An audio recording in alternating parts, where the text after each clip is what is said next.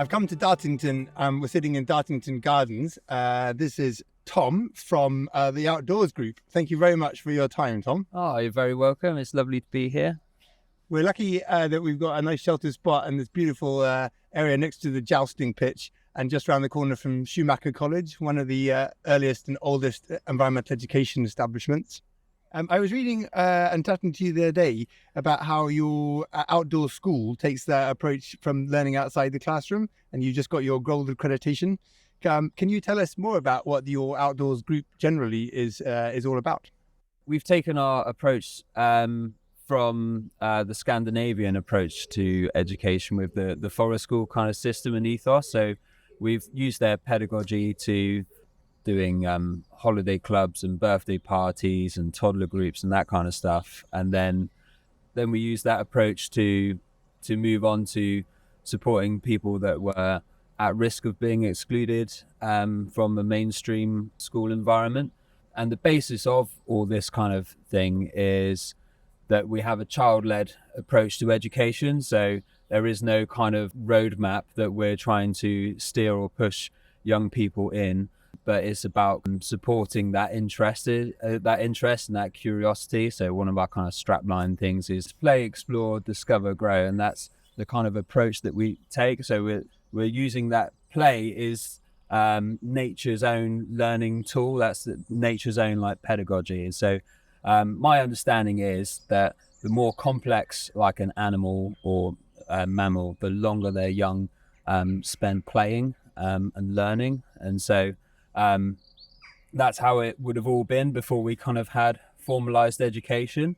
You kind of end up playing, and then you'd have probably ended up in some kind of apprenticeship kind of thing where you're modeling what other people are doing. But yeah, before any formalized education, we'd learn through play, and we're just using nature's chosen kind of pathway and piggybacking on the easiest way.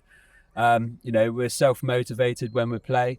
We don't have any stops in our mind, and so we can just keep going, and that we're in that place where our brain is receiving information and processing it like really easily as well. So we're in a kind of a different state of mind when we play. And so we built on the success of the one-to-one kind of support for those young learners. We realized there was a large need for learners with social, emotional, mental health. So in education, everything needs an acronym. So it's SEMH. So in 2019, we opened an independent special school. So learners that weren't able to have their needs met in their local community school would be placed with us through our local authority. And that's where we'd take them on. We'd take them on and we'd be in a fully outdoors environment 100% of the time. That's super clear. So a really amazing setup. And interestingly, my last podcast was with Roger Duncan. We talked about nature-based practice a lot there too. So, and I'm delighted what a common theme that's becoming. Yeah. And how does that wonderful ethos help promote sustainability in that learning environment? I think really for me, especially working with people with, the SEMH, it's about that like emotional intelligence and that kind of leadership quality. They need to be able to learn and respond and to what's in front of them, how they respond and how they learn and how they adapt to adversity or any kind of struggles. I mean, that's for SEMH or for anyone. And we all need that skill set of being able to adapt and learn and change and work as a community to overcome whatever challenges face us. We just don't know. And do you have any particular things that you do to support these children that can't be in mainstream education that other people might learn from, like homeschooling and special schools? There's lots of things we can do, but I think largely it's our approach. So we talk a lot about like the metacognitive, which is a part of the constructivist kind of way of learning. You're kind of learning through experience, and I think it's understanding that we're always learning. As soon as, even probably when you're asleep, you're kind of sorting out your thoughts and your what have you as well. If you look into the neuroscience of it all, so it's not having that separation. And if something goes wrong, that's brilliant.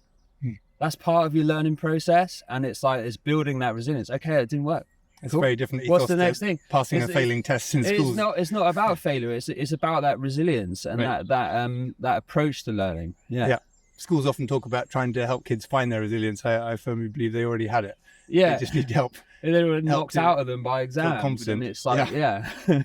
So I saw that you do quite a lot of forest school leader training courses, Yep. and some taster days for BGC students and Yep. early careers teachers. Yeah. So the Ministry of Eco Education, where I work, is something that's basically supporting teachers across the land to have the biggest impact we can. Yeah. And we're doing that with some materials in our framework and with confidence building through podcasts with specialists like yourselves. Mm-hmm. What challenges have you seen that you're trying to address by working with the teachers and offering the free taster days? With the taster days, I mean, often it's just like opening people's eyes up on that when you're new to your journey of teaching and you're full of enthusiasm. It's nice to have your eyes open to a completely different way and a completely different approach. So that when they're moving through their teaching and learning journey, that they have some contrast to put those learning theories to, and you've got that another way to think about.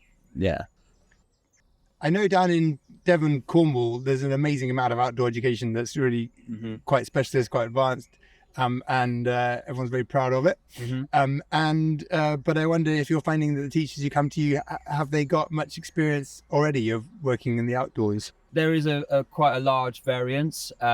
So a lot of people from the kind of outdoor pursuits industry kind of get magnetized towards us. They're quite good at adapting their approach to supporting a curriculum, an outdoor-based curriculum. And then there's other people that have been completely stuck inside and kind of, you imagine them like staring out of their window of their classroom thinking, I wish I could take my kids out there. And now they have the opportunity by working with us. So that we've kind of come from like both ends of the spectrum. We kind of meet with that common goal. Yeah. And have you been inspired by anyone else working in outdoor education, especially for SEMH children, special schools, that you can describe? Other inspirational people. I mean, there's a lot of good work being done at grassroots level around Devon. I mean, there's a great project locally to us, like On the Hill, and I volunteered with those guys on a different project, like when I started my kind of journey in all this. And they're not like large places that you'd really think about, but there's loads of tiny forest schools around here with some absolutely fantastic facilitators and stuff. So it's not about, for me, it hasn't been like the big people. It's been those smaller, well, I say the big people, like the, well-branded kind of out there people, but it's been those people that have opened up their doors and allowed that opportunity for people to come in and be part of the scene. I think that kind of grassroots level is really where it's been at for me. Nice. And finally, in our Ministry of Eco Education framework, we're basically trying to make it as easy as possible for every teacher in the country to weave sustainability into their teaching, into what they're already doing, their existing curriculum. And obviously in primary, there's quite a lot of links with the outside world. And so we're trying to find ways to help link our curriculum to the outdoors, which is why I'm doing my outdoor podcast series. Okay. I'm in a canoe later on. And but can you think of any good suggestions of ways that we can encourage teachers that we're not necessarily going to be standing in front of to make it tempting for them to take it outdoors? How to get over that challenge?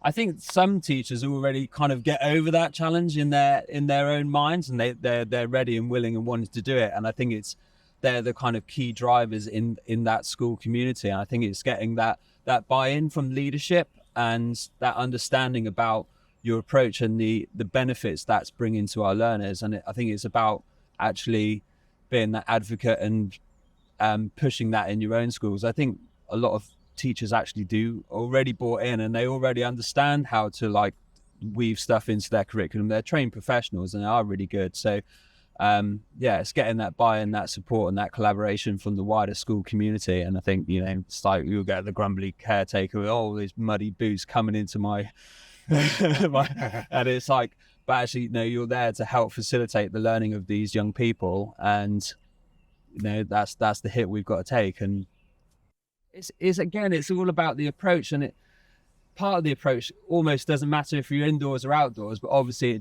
it's better if you are outdoors. But if you take like your rote-led positivist approach to learning, like in the outdoors, you're kind of just making life more difficult for yourself, because you're taking that comfortable, warm environment where it's just easy for everyone to do the kind of same thing, and I'm at the front putting this information into your head. Whereas if you go outdoors, you just can't work like that in the same way. You're trying to, like, I don't know, clip up a whiteboard to a tree and it's just going to get blown over. It's like, you know, it's about inspiring that curiosity. And nature's such a wonderful leveler. You know, if you're out exploring for different habitats, little mini beasts or whatever you might find in your school area, and that quiet shy kid at the back who never like speaks up might find the coolest bug, or the, you know, the whatever, and that gives them a moment to kind of shine and like display stuff to their peers. And it's, nature has that kind of natural leveler, and so yeah, you just got to change your approach. Thank you, Tom. Really, really good to hear from all your experience. Thank you very much. Keep up the great work with the Outdoors Group. Look forward to seeing where it goes from Well, here. yeah, I'm looking forward to going on your website and having a look at the different resources. And yeah, if we have anything that's worthwhile, we'll definitely share it and collaborate with that. Sure. Oh yeah, definitely. Yeah. Always happy to adapt and take on board other resources. And I hope you enjoy Manifesto by Dale. Yeah, Good no, read. it looks really interesting. I mean, like having all that eco football team fed on peas. So I was like, No, peas, not pea. peas. Yeah. Fed on peas. Yeah.